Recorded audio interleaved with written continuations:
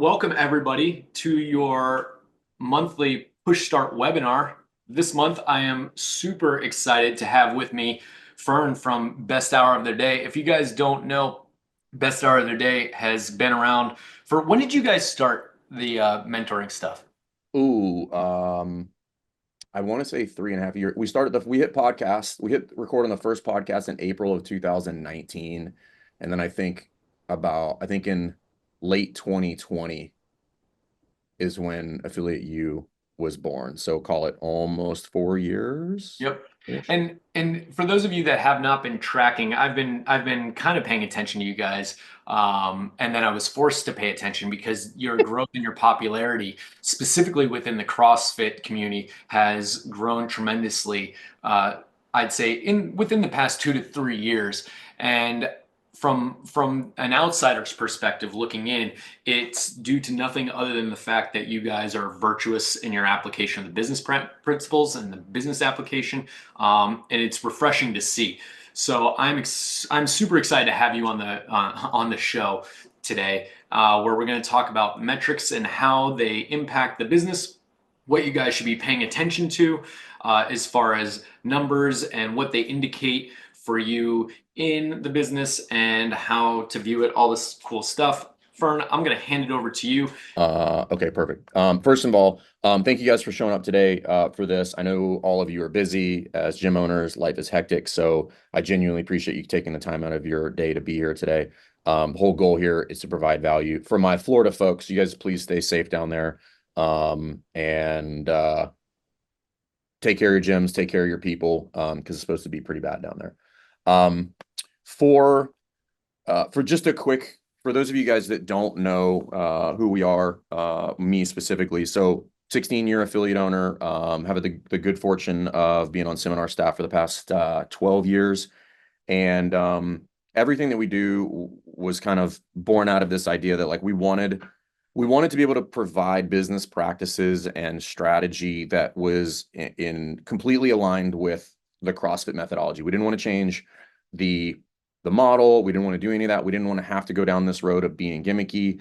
I think much of what Greg has preached over the years is true with regard to pursue excellence, but we look at excellence maybe a little bit more nuanced in the sense that not to say that Greg didn't, but everything we view or everything that we do is viewed through this lens of you build a great affiliate on the back of great coaching, and then you build the business to match the great coaching, right? But understand it is built on the back of great coaching. Everything is easier if you are good at the craft. That being said, you cannot just be good at the craft. Like you must be good at operating a business, and then you should be equally as good at running in the business as you are at the craft. And that's how we view everything. Yeah, please drop any questions you guys have in the chat because we will have some time for Q&A here. So what I want to do is I want to walk you guys through. I've been working with the Push Press team here for quite a few months at this point to kind of re-envision how we look at data and metrics. So I'm going to share my screen and we're going to kind of walk through what this is about and get to it. So can you guys either give me a thumbs up or something when you guys can see that screen? Cool. Okay. So the whole purpose of this presentation is metrics that matter. And because consider myself a CrossFit affiliate uber nerd, this is something I've been spending an immense amount of time over the past couple of years to find out like, what is the most important stuff to be looking at as a business owner? And if we're just going to get down to brass tacks, I look at it, very simply as if I'm a box owner and it's 11:09 on a Wednesday, I want to be able to answer this question like, what the fuck am I supposed to be doing today? Like, what am I supposed to be doing right now? What should I be looking at that's going to move the business forward and help me create a thriving affiliate that creates, a long-term success for myself and a career for my coaching staff. So that's what we're going to dive into today. So I have three objectives for this call today. So if we never got past these first three objectives, I'm hoping that's all you take away. We're going to dive deep into this stuff, but number one is I want to shift how you look at metrics. I want a mindset shift on how we look at metrics because largely speaking, we've worked with almost 1,000 affiliates in our time operating Affiliate University at this point, and most people view metrics through the wrong lens or from the wrong direction, in my experience. Right. I want to give you some of the metrics that matter. Right. So I want to answer that question. What do I do today at 11:10 on a Wednesday morning? What should I be executing on? And then I want to teach you what to do. Right. So I want to shift the lens. I want to hand you the things you should be looking at. And then I want to tell you what to do with that stuff. So this is something that it took me a long time to shift on. And a lot of times when people look at retention, right? So retention is the number one thing that would be an indicator of a business, of an affiliate's success. I always like to tell people, like, it's the independent variable most commonly associated with maximizing the rate of growth in your gym. So if you're a cost of acquisition nerd, and you're looking at CAC and LGTP and all these other things, like, all of those things being really healthy are predicated on good retention. Okay. So number one, play offense. I hate this statement, this defense wins championships, because the team that scores the most points is the team that wins. So having a paradigm shift and shifting how we look at retention from this kind of defensive component to this more offensive component. And candidly, it's more fun that way. Right. And then we want to drive those metrics. So all of you guys have heard the saying that, like, hey, what gets measured, gets managed. So if I'm looking at the things that will drive the business forward, I'm going to get all of the outcomes that I'm looking for inside of the affiliate. And then all of this is under this big umbrella of getting away from this reactive state. When you look at your metrics in the end of the month, you're like, oh shit, it was a bad month. I don't want you guys to have to find out on October 1st that September was bad. I want you to know that what direction you're trending, week over week, so that you have the opportunity to do something if in fact you feel like you're going to have a down month. Because the reality is, like, most gyms have 2 periods in the year where reliably that things will take a dip, meaning, like, your revenue will be down, your leads will be down, and attendance will be down. Well, the good news is you don't have to just sit there and take that. I love Jocko's statement is, like, the enemy gets a vote, and the overarching theme is there, like, you get a say in what happens to your affiliate, but only if you know what to look at, so then you can react appropriately. Okay, so the mind shift on metrics that I want to look at. And I want to look at this a little bit differently. So the first component of this is lead versus lag. Most people, when they're looking at their CRM, are looking at lag metrics, meaning I'm looking at ARM or ACV, so average revenue per member or average client value. They're looking at length of engagement, and they're looking at revenue. All of these things you absolutely need to know, but understand that it is historical data in nature, meaning, like, I cannot do anything about that number right now. Okay. It's just done. It's just a metric that says, hey, you finished Fran in 8 minutes. Well, I can't do anything about it now. How would I do Fran in 4 minutes? Now becomes the question. Okay. Push versus pull. So this is a concept I try to teach and I try to live really heavily, which is, how do I decrease the time required to make decisions? Again, I've owned my affiliate for 16 years, and I know that most of the time when an affiliate either doesn't know their numbers or can't execute is because it takes too much effort, or it takes too long to find the information that you need. And then you might need to extract it. You might need to consolidate it. You might need to do any number of things to get it into a format that would allow you to interpret it and make a decision on what it is that you need to do. So how do we go from this pulling method to a method or a practice that all of that information just shows up to me on a daily basis when I want it to, how I want it to? Okay. And then this one is really important. How do we facilitate better conversations, right? So when we think about retention, the thing that makes retention fun is it needs to be relevant and relative. So having a conversation with my client that is relevant to them. So they just hit a PR. It's their birthday. It's their anniversary. And I want to do it on a relevant time frame, right? So I want to do it as close to the event as humanly possible. This leads to better conversations. It makes you and your team and your affiliate more sticky. And therefore, that is going to increase retention. Okay. And then lastly, the data must answer this question. Now what? Good data initiates action. So again, if your leg is not where you want it to be, unfortunately, there's not a very obvious action item attached to that. Okay. Which means it's not entirely useful to me. If the data does not allow me to quickly attach an action item to that, not to say that it's not important, but it's not helping me operate the business. All of us are owner operators.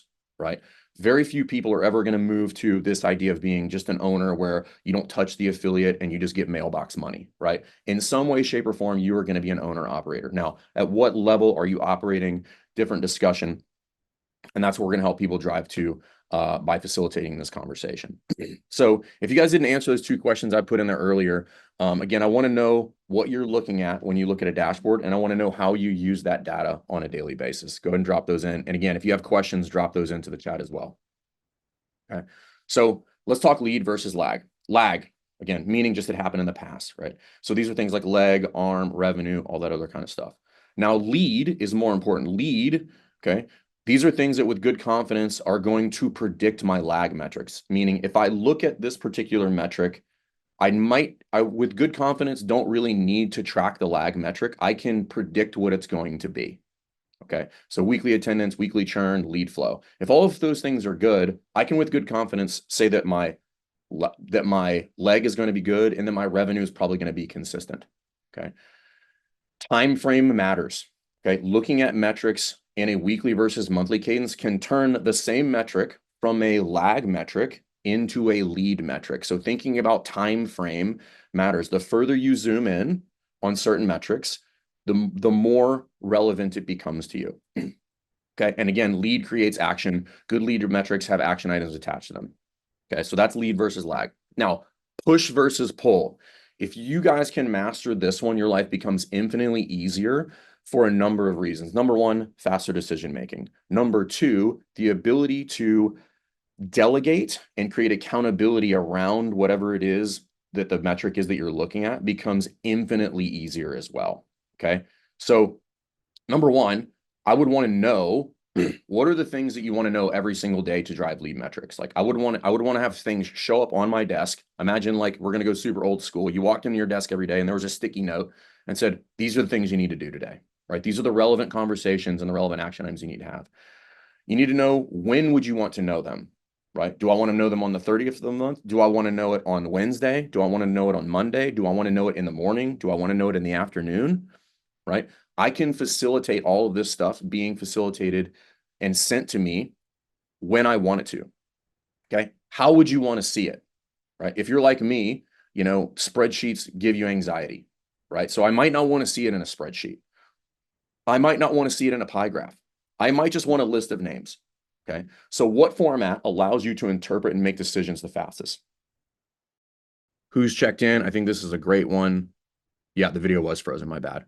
Tracking monthly earnings, check in. Definitely interested in learning more about PushPress dashboard. Yep. Where we are today compared to where we were previous months, also good.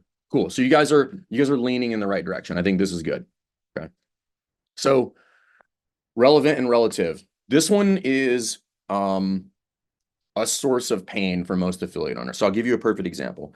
If somebody has not been into the gym in a while, everybody hates sending that text. Like, hey, Zach, I haven't seen you in a while. Can you back in the gym? And you're like, everybody hates fucking sending that text. Most of us know what the likely outcome of that is going to be on a long enough time frame. It's going to be a cancellation.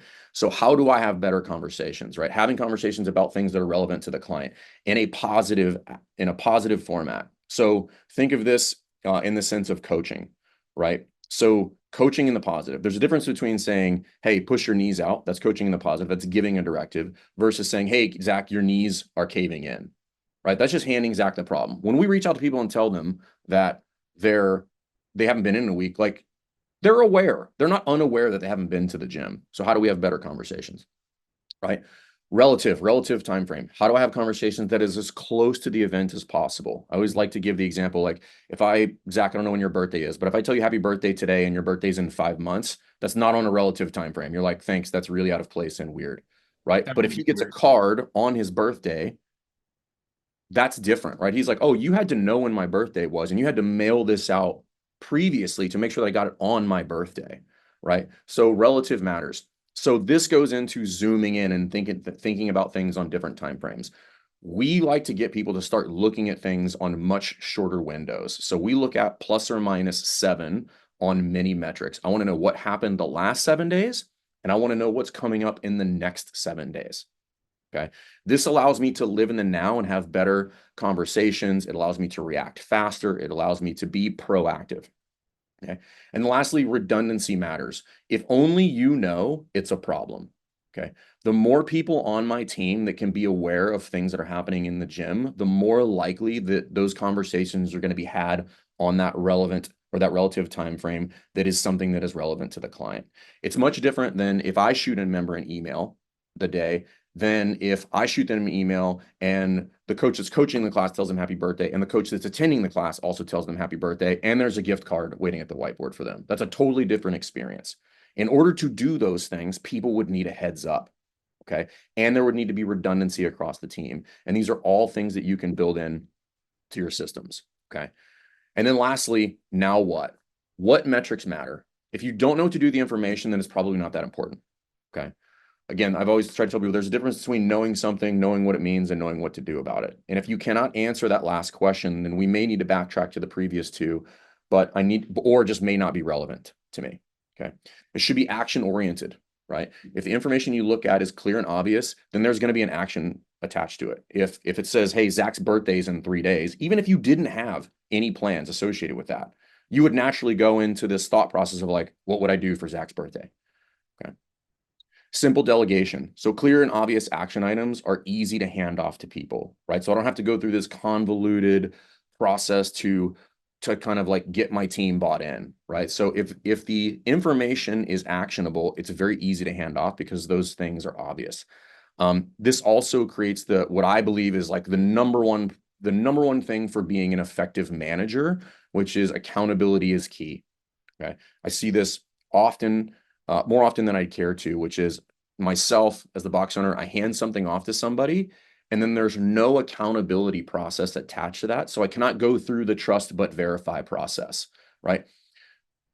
It's not micromanaging, guys. It's just managing. Everybody needs to be managed. Okay. Now, how you manage them matters. But if you're having a weekly meeting and somebody's supposed to be, doing the client reach outs, how do I build in the process where I can zoom in real quick and be like, hey, we missed a couple people. Let's make sure we get those today. Or tell me what's going on with that, with those couple people that we need to reach out to. Give me context so I can help problem solve here. Right. But accountability is how you create productive teammates, right? Nobody wants to be a shitty teammate. Most of the time we have shitty teammates because we're shitty leaders, and it's because we've not put in the appropriate accountability inside of our systems. We were hoping that that person was a go-getter, and that's typically not true because they had a different vision for what that was going to look like than we did. Right. So what metrics should we be looking at? And we're going to kind of take a look at the dashboard that we built here in just a minute. But these are some of the big ones, right? And if we just look at this list right here, so retention and churn, weekly attendance, average class size, attendance milestones, birthdays, anniversaries, PRs.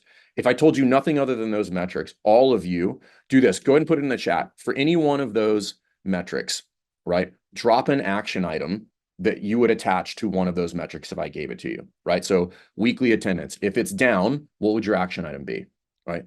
If somebody hits an attendance milestone, right? Let's just say it was somebody hit 750 attendances. I know one of our clients, America, she's going to hit that today because she's going to show up. Yesterday was 749, right? What would you do?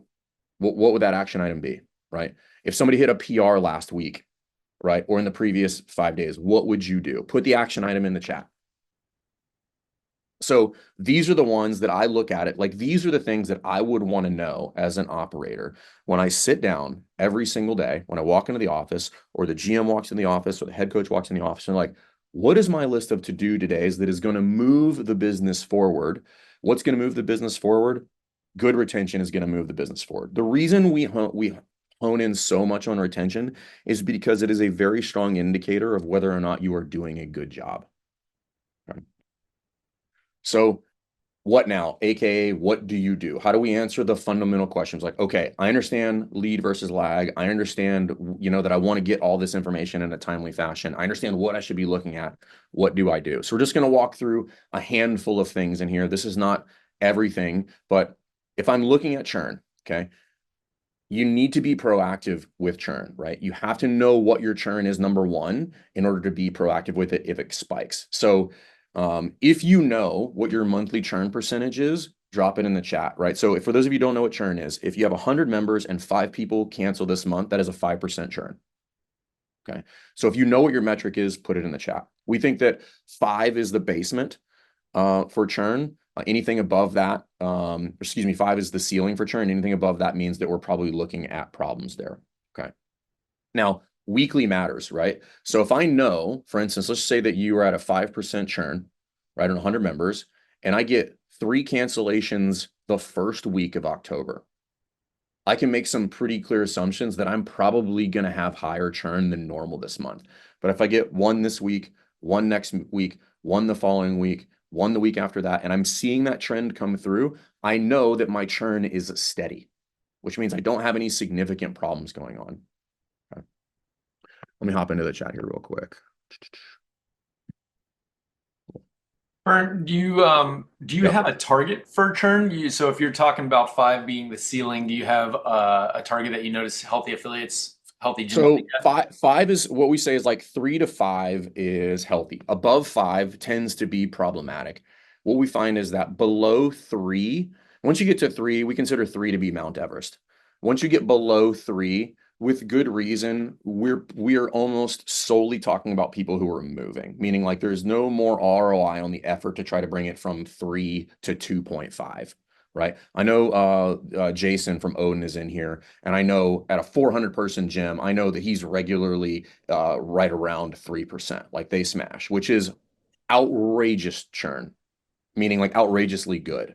Have you compared churn rates to different sizes of a gym? Like obviously 5% churn, even 4% churn at a 100-person gym, 100-member gym is going to be vastly different than, Yeah. the same percentage of a 300-person gym. Does that play into anything? It does, but what that does is that back end metric, meaning that churn percentage, now requires different solutions on the front end. So yes, 3% churn is different at 100 than it is at 300 when we look at absolute number, right? So we go from 3 to 9, okay, which means does my lead flow and conversion on the front end of my sales process, is it adequate to beat my churn? And we can talk about what your lead flow should be. It's a pretty simple equation in order to beat your churn. So Very it cool. does change as the gym grows. What now needs to change and needs to match that churn as your gym gets bigger and bigger is client acquisition, right? Yep. But for the most part, in that, call it 0 to 150, optimizing a few things will allow you to beat churn on a pretty long timeline. Very Okay, cool. That's awesome. cool. Now, if this, then that, if it jumps, right? So if we're thinking about churn, if it jumps a week or two in a row, we need to investigate that early. I don't want to wait until the end of the month to find out that I had a high cancellation rate. You might be able to save some of those people. It might be a conversation, be like, hey, we have open gym, come in early. Or hey, come sit down, let's talk about what your issue is because, they didn't know they could train with a pulled hamstring. And you're like, that's an easy solution. We'll solve that for you. Okay. And then knowing what impacts churn. So cross-reference churn, which is the output number with the inputs.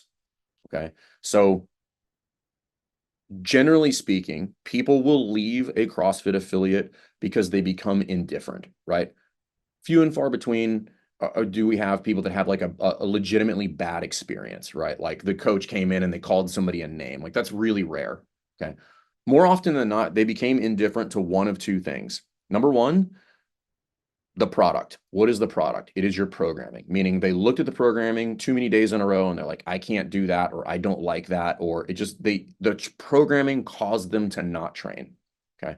Number two, it's the service. They didn't like the coach, right? So if I can look at those two things on a regular basis, I'm going to be able to impact my churn. Programming does, in fact, increase or decrease attendance.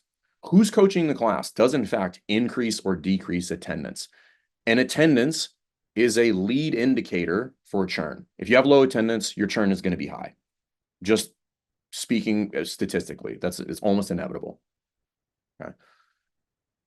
Weekly attendance is another one. Okay. What does your usage look like? If you have below 40% attendance on a weekly basis, you're probably going to be looking at some problems. If people are coming in at a low frequency, that is a lead indicator of future churn. Okay. Again, what impacts attendance?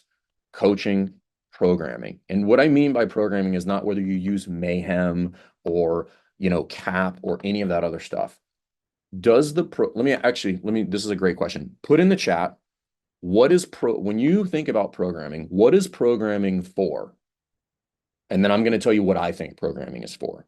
So tell me what you think the purpose of programming is at your gym. I'm gonna fight you on this, Jason. I love it. I know I'm a huge proponent of the fact that a gym's programming drives its culture, it drives its retention I love it. foundation.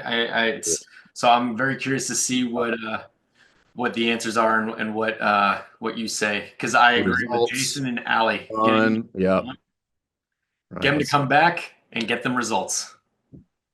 Yep. Let's see. Cool. To achieve consistent approach to achieving their goals, fitness, fun. Cool. Jason was cheating. Something everyone can use to get to. So Jason knows because he's been in our ecosystem for a while. Here's what I view programming is for. Programming is to get them to come back tomorrow. That's what programming is for, right? If my programming cripples people and they can't come back tomorrow, that is ineffective programming. If it is so difficult that people don't show up, that is ineffective programming. I do not care who wrote it. I do not care where it came from. I do not care what it looks like on a spreadsheet. If people are not training at a high frequency, I think there is a strong argument that is ineffective programming. Okay. They need to come back tomorrow. You run a brick and mortar business. It is predicated on people showing up. Okay. And then lastly on this, class times and coaches. You need to look at what class times work best and how attendance track across coaches. So this happens not a ton, but when we see it, you start moving coaches around, or you have a new coach in the 6 a.m. and then what happens is 3 months from now, you have a high rate of cancellations, primarily in the 6 a.m. And then if you were to go back and look at attendance in the 6 a.m., it was on a steady decline because that coach, was not managing the class well. They came in, they had a shitty attitude for the 6 a.m. or something along those lines. And suddenly people became indifferent to the service, which is the person showing up at the 5:30 a.m. class who wasn't getting them ready to train. Class size, right? Should you add a class? Okay. Is high attendance a spike or is it a trend? Okay. Should you cancel a class? Right? Does it not have enough people to warrant the operational expense associated with running that class? Okay. Can I reduce my operating expense and can I put those additional people into other classes, therefore creating a better vibe in those other classes? Large class size. Don't program yourself into a problem. Optimize your space and your layout. Okay. This is a drum that I have beat endlessly. You want packed classes. I'm going to say that again. You want packed classes, right? Like my nightmare, like me personally, Fern, my nightmare is showing up to a 5:30, 5:15 a.m. class with one person in it. Like that is a nightmare that I have on a loop. I'm like, that is worst case scenario in my mind. If there's 25 people in the class, it could be literally 2 a.m. and I will be there with bells on. Okay. You want packed classes. It is a sign that people are happy with the service and with the vibe in your gym. Okay. Now, if you have packed classes, the answer is not always cap your classes. The answer is get in there and figure out what the problem is. Like, why is the class inefficient? Why are people having a deteriorated experience inside of that class? It may be moving equipment around. It may be what the layout for the class is, right? So if you guys are going through this experience and the classes are packed and people are saying this is getting crowded in here, there's a difference between the statement that they made and what they're experiencing, right? So like it may be crowded. Why is it crowded? Is it crowded because the coach is disorganized? Is it crowded because we programmed, something that has a rower, a box, and a barbell in one workout and has a massive footprint, which is how else can I solve that problem? Do I know reliably what days I'm going to have super high attendance? Can I make that a partner workout or use different equipment to facilitate packed classes? Okay. But there are a ton of solutions with that. But at the end of the day, you want packed classes. You want packed classes so that you have to add a class. Milestones is another one. This is something I think the folks inside of Affiliate in the Best Hour, like they are continuing the up the ante on how we interact with our clients, right? This is that relevant piece that I was talking about. Celebrate their efforts, right? So for years, we've been giving out stickers, patches, t-shirts that are custom for people's lifetime attendance. So we have t-shirts for people when they get their 100th class, 250, 500, 750, and 1,000, right? And those t-shirts are waiting for them on that day. Okay. And there's a ton of ways that you can reward them. You can get as creative as you want. Shirts, gift cards, patches, stickers, all these things. Um, dude, the things that CrossFitters will do for stickers is quite literally insane. Okay. What are And you stickers putting on are the like, stickers? What stickers? What are you talking dude, about? you can make custom stickers for anything. Be like, hey, the custom sticker for October has a Halloween for Committed Club is a Halloween theme, and all of a sudden, like people up their attendance because like they want that damn sticker so they can put it on their push press water bottle, right? That's So awesome. dude, people want that stuff, and and then celebrate them, right? People are putting in all this work, like it's our job to make them feel seen. And at the end of the day, like we all run CrossFit gyms, but we're in the hospitality business, right? And what's the hospitality business? Making people feel seen, right? It's the same outcome whether I'm at a hotel, a CrossFit gym, or a restaurant. People want to be seen. That's our job, right?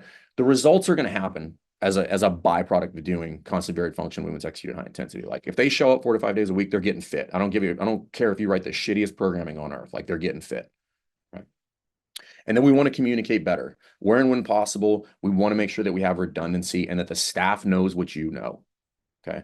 I always tell everybody, I'm like, hey, it's only a problem if nobody knows. If everybody knows, it's not a problem. It's actually probably a plus. That way, everybody can solve problems and everybody's on the same wavelength. Okay. Birthdays. This is easy, right? Every CRM ever tells you when everybody's birthdays are. Get prepped for that stuff. Like you can create in workflows and push press notifications that'll tell you when that somebody's birthday is next week. Right. If I wanted to have a card or something for them, I would want to know the week before so that it's not stressful that day and I'm not running around with a chicken my head cut off. So like we look at it and there's a slew of gift cards that get put out Monday morning at the whiteboard for that whole week. And we're prepped, handing out gift cards for everything throughout the week. Okay. Make it repeatable. This is something that is continues to be a problem. Anytime we put in a new process, I'm always asking myself, I'm like, what would cause this to be inconsistent? Meaning, what would cause Zach to get the reward and not Megan? If I can come up with any number of things that would cause one of them to get it and one of them to not get it, then I'm going to reevaluate if I'm going to do that or not. It must be repeatable because that one person that doesn't get seen and doesn't get their thing is going to be unhappy. Okay. And that unhappiness, for whatever reason, is going to be a bigger deal than you want it to be. And then figure out what you're going to give them. And it doesn't need to be crazy, right? Gift cards, we give out retail credit to our store because we want CrossFit Rife gear on them.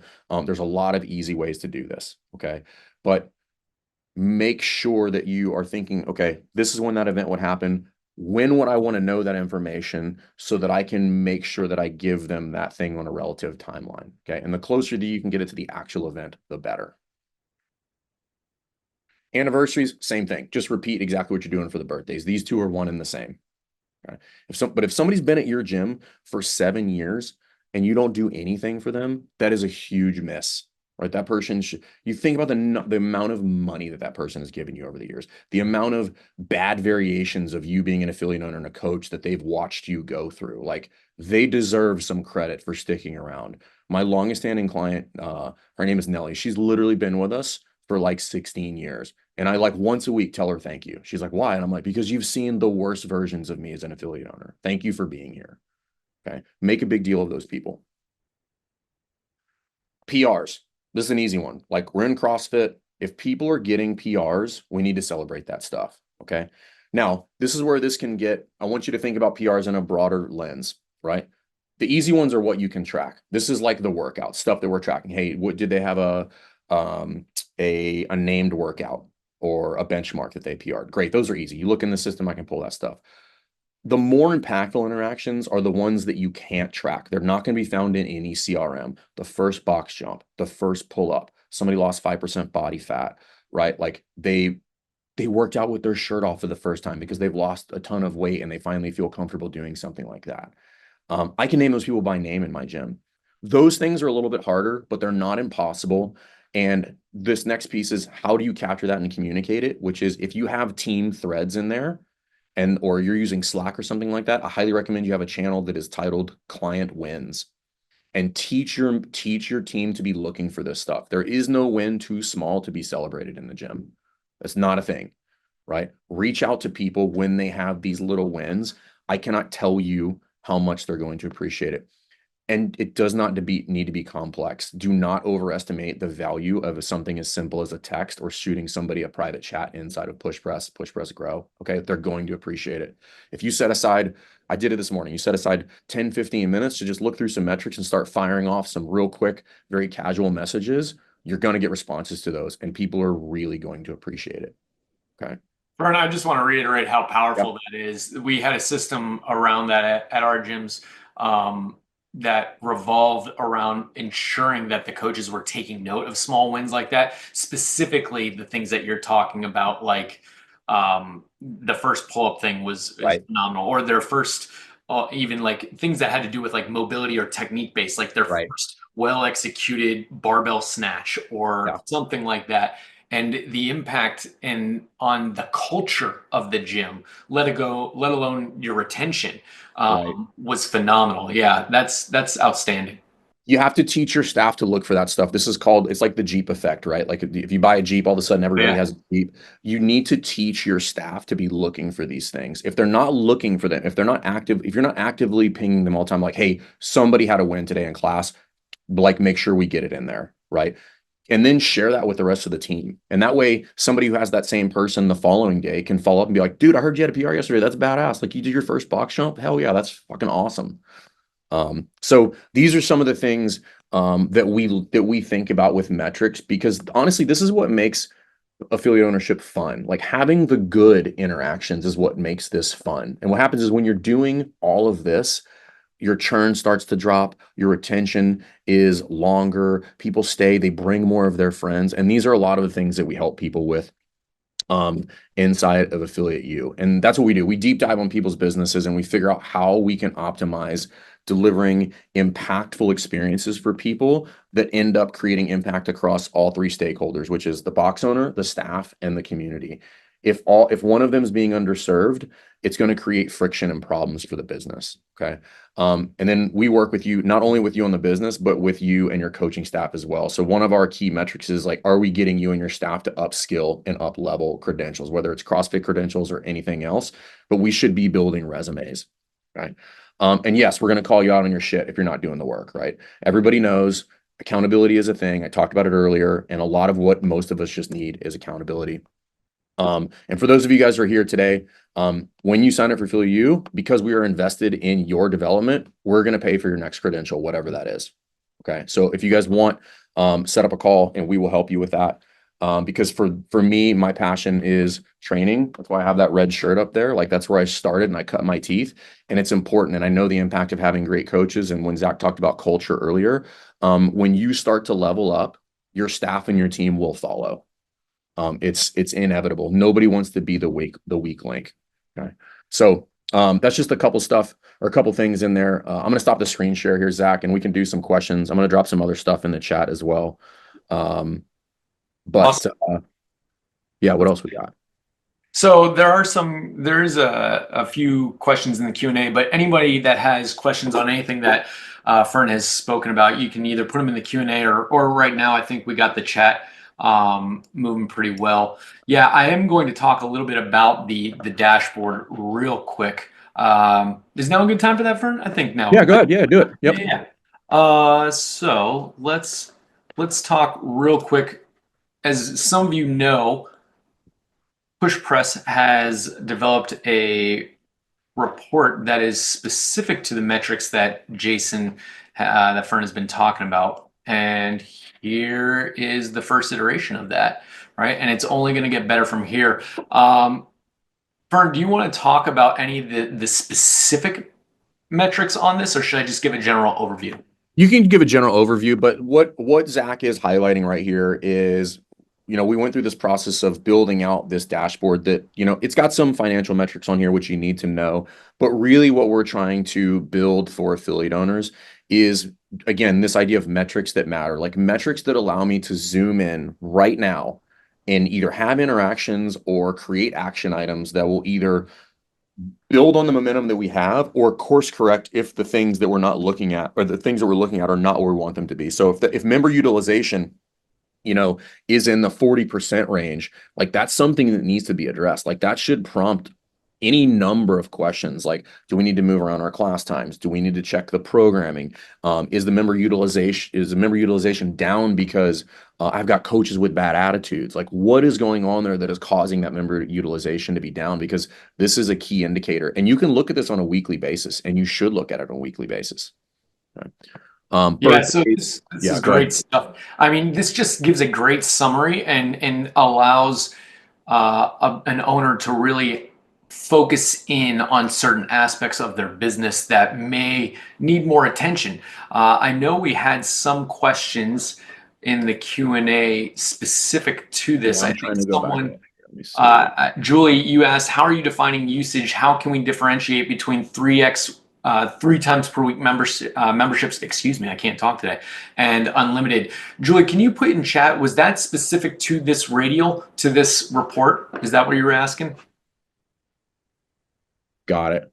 So this is in aggregate, which is like an overall health metric, Julie. But again, the whole purpose of these is to prompt more questions, meaning so if my usage was down globally, that means it's not just across my limited membership folks, it's across everybody. So when we're looking at that utilization rate, we want to look at like, hey, are people, because we all know that CrossFit, for most people, the price point associated with joining a gym is far too high for non-usage. This is not the same as like a Globo gym where like people will pay the $39 for endless months before they're just like, I don't want to pay this anymore. If you're paying 130 to 225 bucks a month for something like that, if you don't go enough times in 1 month, the average person will start to rethink that investment. So we want to make sure that we're getting good utilization rates, and we want to increase people's utilization. So people that I have on 3 times a week, I want to try to bump them up. Some people legitimately can't, right? Most people actually can. There's just something that they don't find good enough for them to start going at a higher frequency. Yep.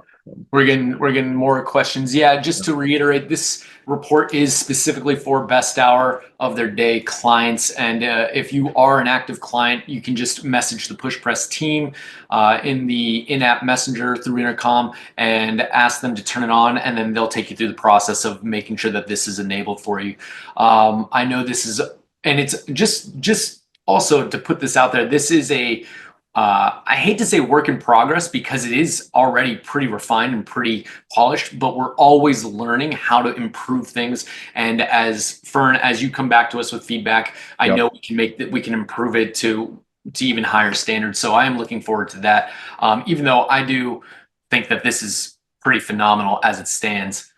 Yeah, and the whole purpose here, guys, is like nothing is perfect. When you start looking at a lot of this stuff, treat it the same way that you treat, giving a cue to a member at the gym, which is like the only thing we're looking for is better.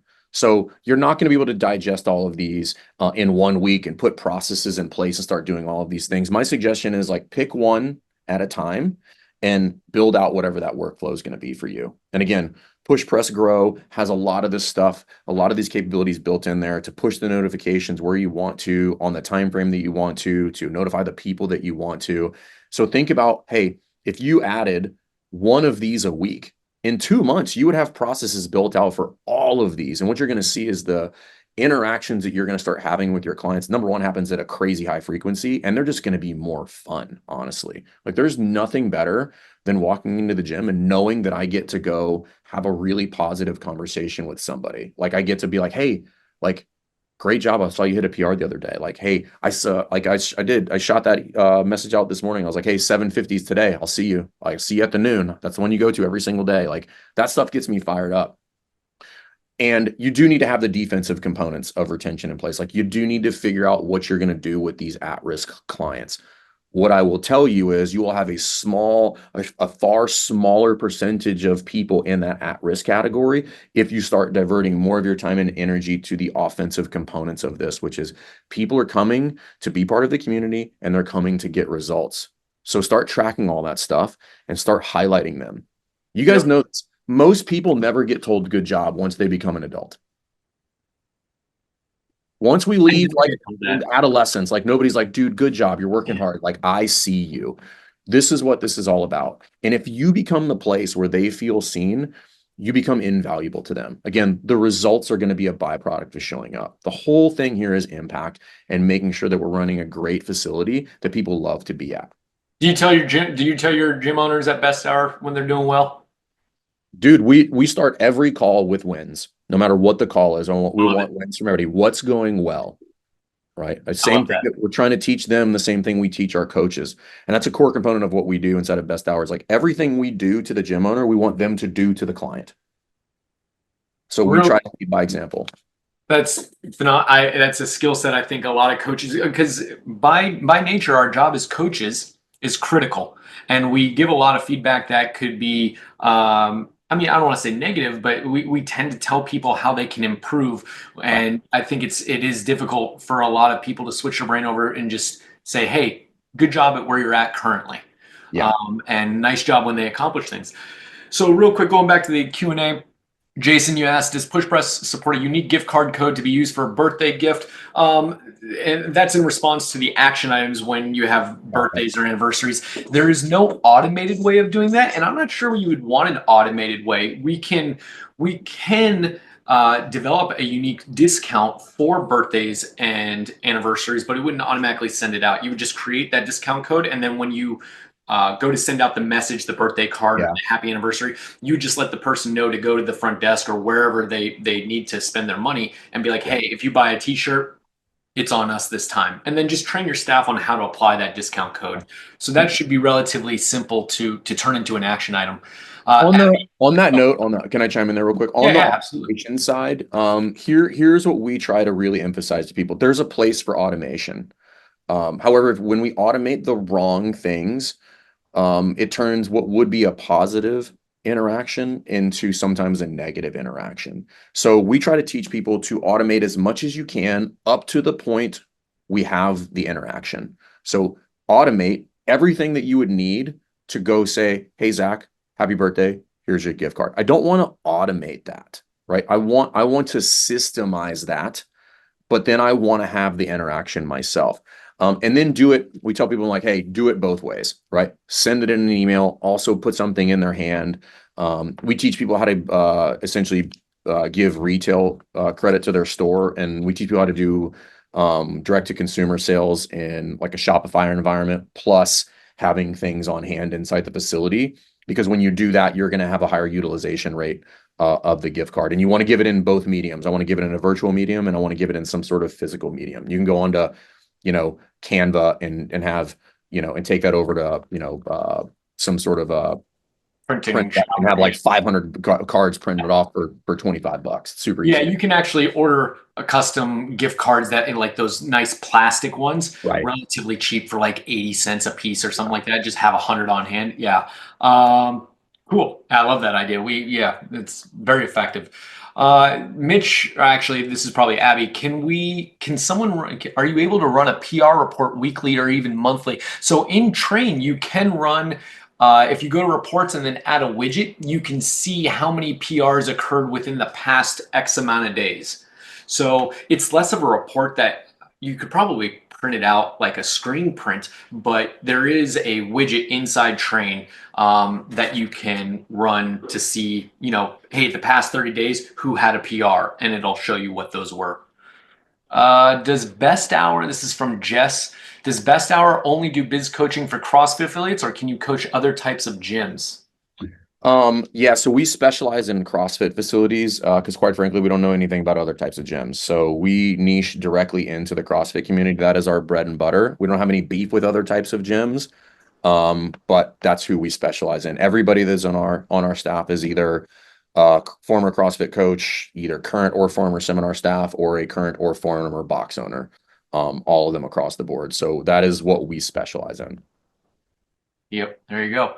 Uh, some anonymous attendee asked, "How do you get member utilization?" Fern, can you talk to us about the calculation, or yeah, I guess it would be the calculation for getting the utilization. Did you explain that to So the Adam and basic Jeremy when they made that? formula, I don't know the exact like formula that they use inside there, but think of it like, hey, what percentage of your overall member base is coming in within that time frame?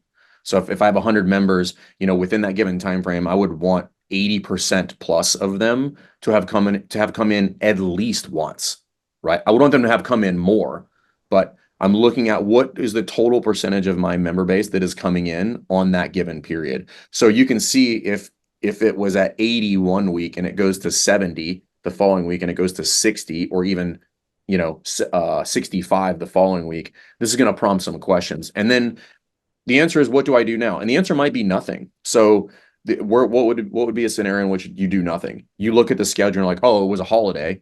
Of course, we're going to have lower utilization rates because we were open 2 or 3 less days that week.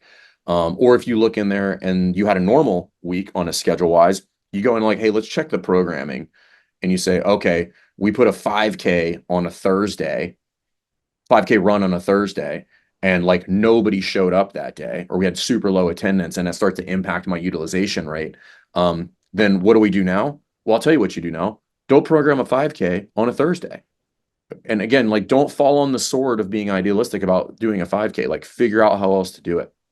So those are some things when you think about sometimes you don't do anything with the information. But if I asked you why you didn't do anything with the information, you should be able to give me a very clear answer to why you didn't do anything with it. And I should be like, oh, yeah, that makes perfect sense.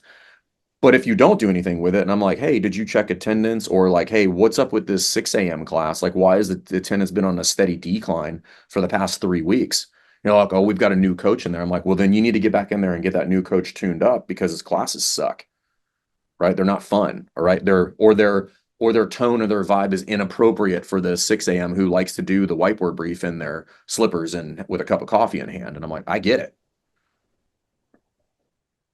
Very cool. I'm going through all these questions. Yeah, yeah. Cool. So cost, I don't know if you want to talk about this, Justin asked cost of BHOTD monthly. Got it. So it depends on how you do that, but on the low end, it could probably be about as low as $500. We do have or $500 a month because we do have third-party financing for that if that is something that you need. And if you want to just set up a call, we'll walk you through that whole thing. Yep. And guys, there will be a survey at the end of this that will allow you guys to opt in if you want to get more information from Fern and the rest of the Best Hour team. I pulled Adam in. Adam, thanks for doing this. I know you were listening in on the call, but I'm getting a couple questions where I think you might be better off answering them myself. Specific, where do we find the churn report in PushPress? And then there is a churn membership report, but mine does not populate with any data. Is there a way to fix this? Yeah, so the membership churn report is currently under construction, so it's been bad. Hasn't worked very well lately, but it's the data team is working on getting that populated. Just to be clear, that membership churn report is really more of like a churn risk report. It's trying to predict here are the people based on these different metrics that might be at risk for churning. It will also tell you some of the reasons why we say like, oh, they stopped showing up to class. They cancel, they used to have a couple memberships. They canceled some of them. They used to buy products, like in the gym and they stopped doing that. So it's going to give you some of the reasons why they might be at risk. It's not telling you these are the people that did churn, in the last 7 days. So some of that can be found. It's called like a subscription change report. It's on the dashboard. And again, it's getting better. It's going to get improved as well. So making that more clear. So you see, here's the totally new people, here's the people that left. And then that membership churn will probably get a rename so that it's more of a churn risk or at risk report, something like that, where you can, we're turning it into like a lead indicator report for churn. Yeah. Which Like Fern said, it's more like looking at what could happen, not just like, well, here's the stuff that happened. Now Right. I'm sure Fern will agree if somebody left, there might be a reason why you want to reach out to them or talk to For them, sure. but try to get ahead of it. Don't let them Right. leave, get the Right. conversation going before they've made their decision to walk out the door and not come back. So.